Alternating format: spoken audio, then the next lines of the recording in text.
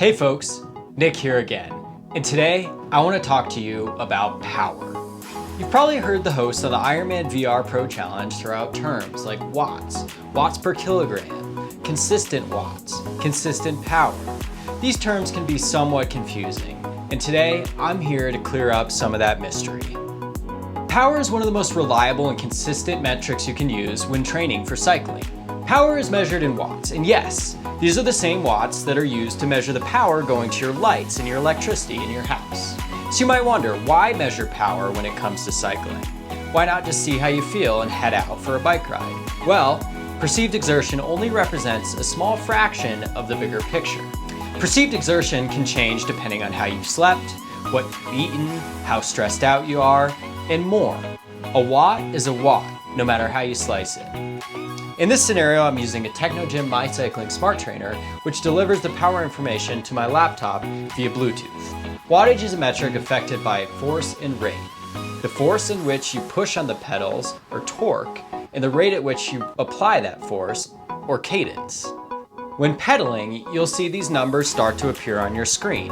These numbers will range from 0 up into the low to mid hundreds, or even higher.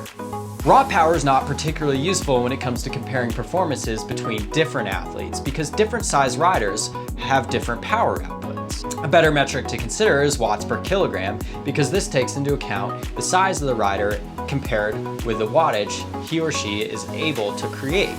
On flat and fast terrain, raw power does reign king. On hillier terrain, it's far more important to look at watts per kilogram. Now that we've cleared up the basics of the watt, it's time to talk about another term, threshold power. Threshold power is the base upon which power training is built. Threshold power is the max power that an athlete can hold while their body remains able to remove lactic acid from the muscles. So the key to using threshold in your training is to first establish an FTP, or functional threshold power. FTP is essentially the max power you can hold for 1 hour measured in watts. It's most effective to consult a coach at this point. However, you can perform your own field tests when it comes to FTP. On the Ironman Virtual Club website, you can head to the Ironman Plus tab and check out a basic FTP field test to get an idea of where you stand. Once you've completed an FTP test, you can calculate power training zones from there. These training zones can provide structure for your workouts and make sure you're training hard enough but not too hard, and can also aid in when you need to recover. But when it comes to the IRONMAN VR Pro Challenge, what's a watt bomb? What do they keep talking about? Well, in this scenario, these athletes are pushing to create the highest raw power output. We're strictly looking at a snapshot in time of raw power. I just ran through a lot, so let me summarize that for you quickly. A watt is a unit of power.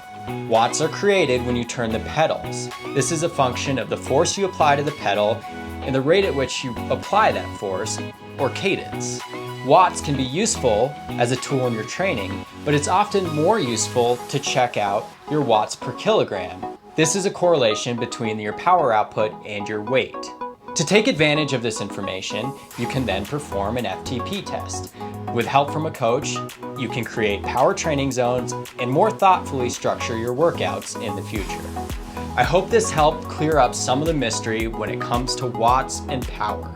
You can definitely head online to the Ironman Virtual Club and check out our coaching pages as well as our Ironman Plus page.